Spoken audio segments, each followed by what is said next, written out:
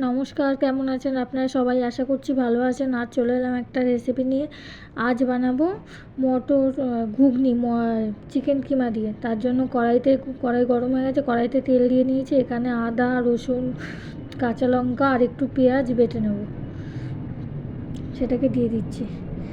আর এখানে নিয়েছি গোটা গরম মশলা, জিরে আর তেজপাতা। এটা তেলের ওপর ফোড়ন দিয়ে দিলাম। এবার দেবো পেঁয়াজ কুচিটাকে একটু ভেজে নেব। আর ওখানে কিন্তু মটর আর আলু সেদ্ধ করে রেখেছি আলাদা করে, আর চিকেনটাকে ছোট ছোট কিমা করে রেখেছি।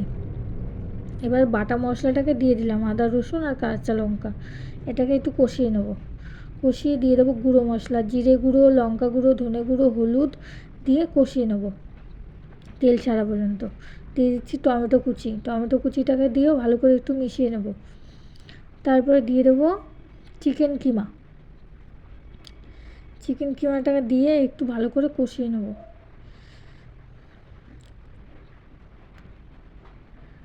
আর একটু দিয়ে দিচ্ছি টক দইটাকে একটু আঙুল দিয়ে ফেটিয়ে নিলাম। এবার এটাকে দিয়ে একটু সামান্য জল দিয়ে দেবো। জল দিয়ে এটাকে কষিয়ে নেব তেল ছাড়া পর্যন্ত। বাইরে বৃষ্টি হচ্ছে ঝিরিঝিরি।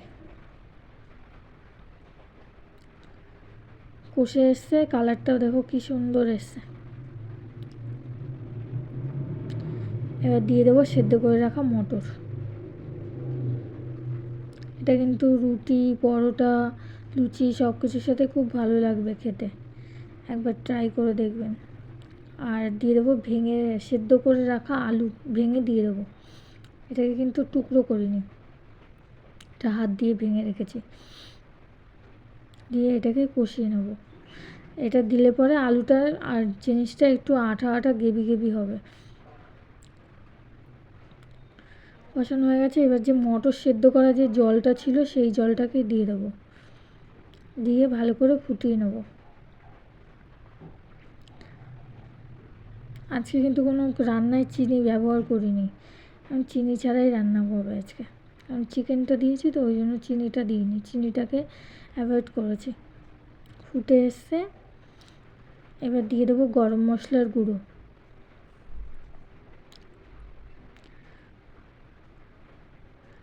মটরটাও আমার ভালোভাবে সেদ্ধ হয়ে গেছে। এটা দিয়ে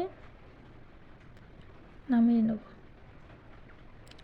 কেমন হলো আপনারা জানাবেন, লাইক করবেন, শেয়ার করবেন, কমেন্ট করবেন। আর যদি ইউটিউব থেকে দেখে থাকেন চ্যানেলটাকে সাবস্ক্রাইব করে আমার পাশে থাকবেন। আজ তাহলে আসি, টাটা, বাই বাই।